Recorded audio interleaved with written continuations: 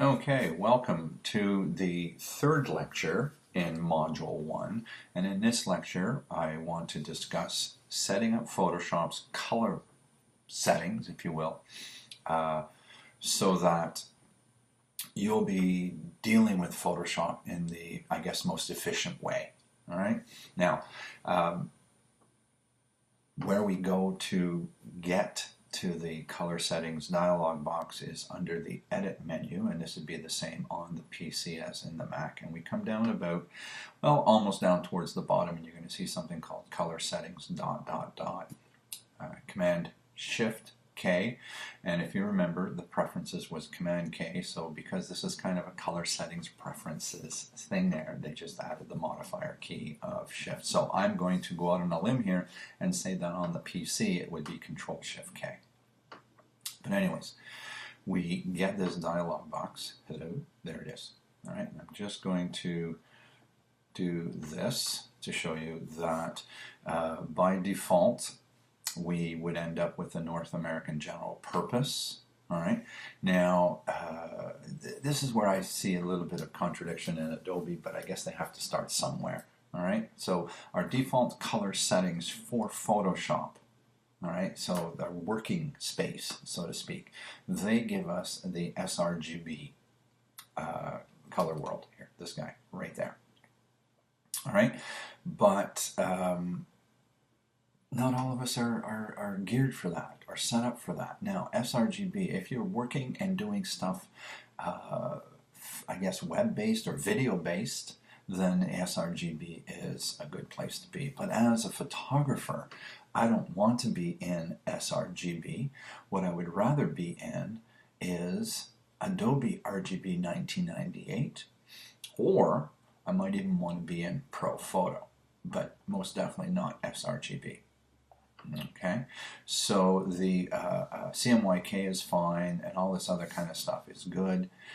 I don't want to be in the sRGB. So changing from North America General Purpose to North America Pre-Press would be an option for graphic designers and for photographers. All right, so now at least at this point we're living in the Adobe RGB 1998 color world. And if you're a digital photographer shooting in Camera Raw as an example, then you've got your camera color space set up to Adobe RGB, and then you're more than likely exporting out of Camera Raw in Adobe RGB 1998, at least I hope you are. So now when you export your images out of Camera Raw and eventually bring them into Photoshop, they'll be in the same color space, and you won't get those annoying dialog boxes that say, you know, you're living in one color space, but your images are coming to you from another color space. What do you want to do? All that annoying stuff. We can eliminate that by setting up Photoshop to live in the same color space as the images that are coming out of your camera. All right. Now, that doesn't mean that you're not going to be working with digital images that came from other sources or came from the days when you didn't know you could change the color settings in your camera and you're shooting JPEGs in the sRGB mode and all that kind of nonsense. But for the most part, this is where we need to be. Now, for some people that want to export out of Camera Raw in the ProPhoto color world and all that kind of stuff, then what you would do is you'd come in here and click on this and choose ProPhoto, and depending on what you're doing and how you work and all this kind of stuff, you can turn these check boxes on or off. In the beginning, I would suggest that you leave them on and read the dialog boxes, get used to what they're saying to you, and then once you're kind of done, then you can go and, you know, do whatever you want with leaving them on or leaving them off. But now this is a custom setup here. So I would come over here and I would choose to save. And personally, I'm going to turn off these guys. All right, and I'm going to choose save. And what I'm going to do is I'm going to save this as John's custom settings. There you go. And I could put in some information that would be valuable although I don't know why I would set this up, but anyways, John's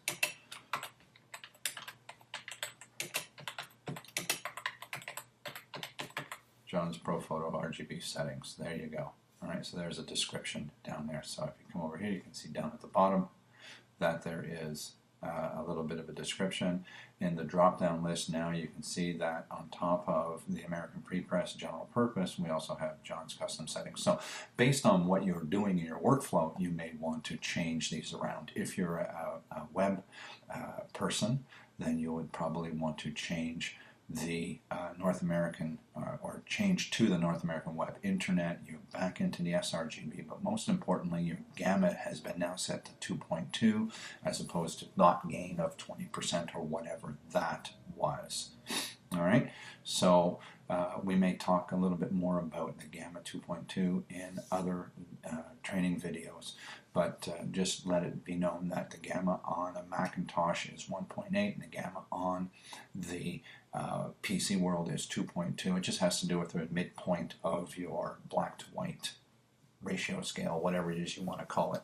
And since the majority of people are actually using and viewing stuff on a PC computer, that they've decided to set this up to 2.2, and I think it's a great idea.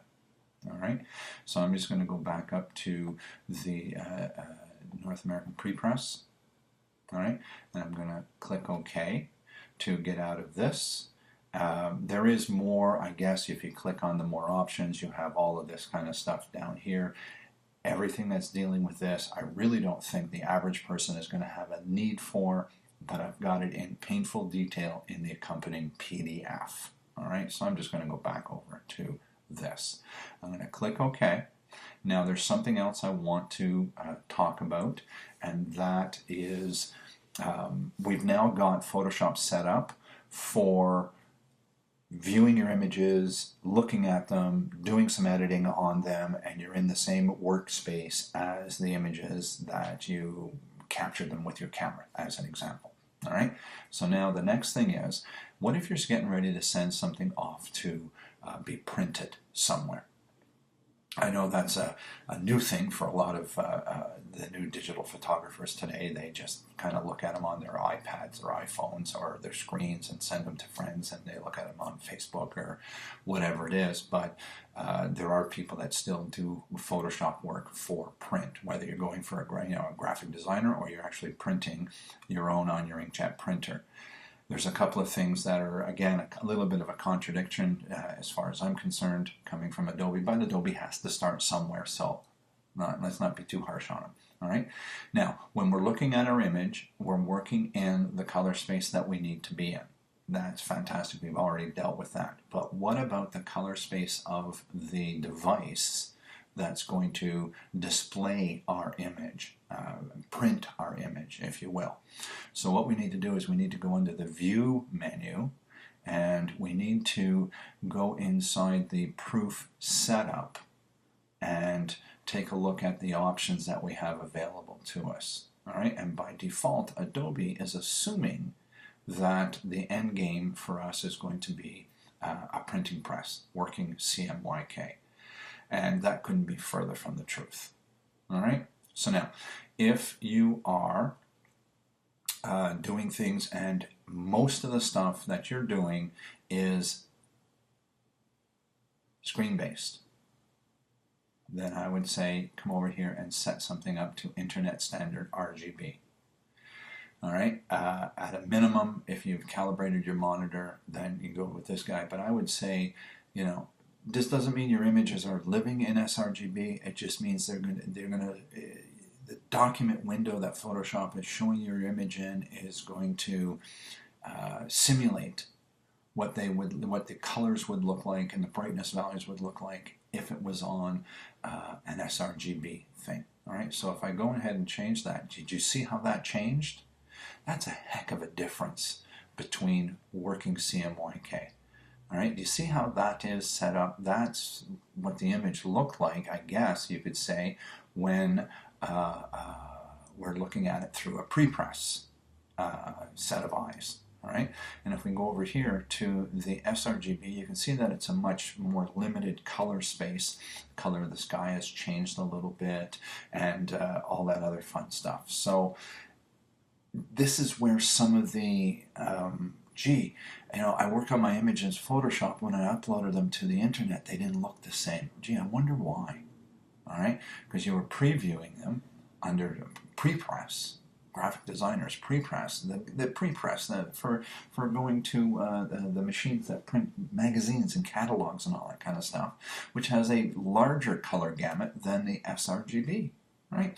Now the other thing I was talking about earlier, which was your gamma, and I was mentioning that the Macintosh was a 1.8 gamma and all that kind of stuff. If I come over here and do this, you see how much lighter that got? All right. If I come over here and just go back to the internet standard, you'll see that it goes much darker. This is based, I believe that this is based on the 2.2, and the 1.8 is a little bit lighter. So if you're doing things based on everything's going to end up on the web, screen display and all that kind of stuff, I would come in and choose this guy. All right. Okay, so now the other thing that I want to talk about is, and I'm just going to do this very, very quickly, all right, is if we were working and sending something off to a lab, then you would come into your custom, and then from here you would choose your lab, and in this case here I can actually choose, say, Costco as an example. All right, I'm just using Costco as an example because everybody has, or a lot of people have, Costco accounts. And so you can see that I have some for Ancaster, Ontario, and other ones for Mississauga, Ontario, based on the proximity of the client and all that kind of stuff. So you can actually see what it would look like if you're using glossy or matte paper or something along those lines. All right? All right, device to simulate sRGB, and that is... and preserve color numbers. Oh, never preserve color numbers. Oh, good Lord. Now you see we're back over to where we were before. Much, much better. All right, so there you go. So this is the better way to have things. Don't preserve color numbers. Honest to goodness, you don't want to do that. You saw how my colors went all over the place. All right, one last thing I do want to talk about is something called gamut warning. All right, and gamut warning is something that we saw an option for over in our preferences. All right, now take a look at my sky, and you'll see my sky has gone all gray. All right, and if I turn the gamut warning off, you'll see it goes back to blue. So basically what that is telling me is that these colors are way too bright, and they will probably not reproduce with inks as we would expect them to. All right, so now if I do a Command or Control K to bring this up, and we come down to transparency and gamut, you can see here is the color. All right, that's where you set that up. If you don't like it, you click on this, and using the Adobe Color Picker, you can choose any other color to be your gamut warning. Rare will you need to change it, but if gray is not showing you as best as you need it to be, then choose something else. All right, again, I don't know that many people that need to come in and change that. So I'm going to come in here, and there's my gamut warning turned on, and I think there's some stuff going on here on the rails as well that say that things won't print properly either. Okay? All right, thank you very much. That wraps up everything as far as preferences are concerned and setting things up for color. The only thing that deals with color we haven't really talked about is specifically getting set to print, and that we'll do in a later lecture.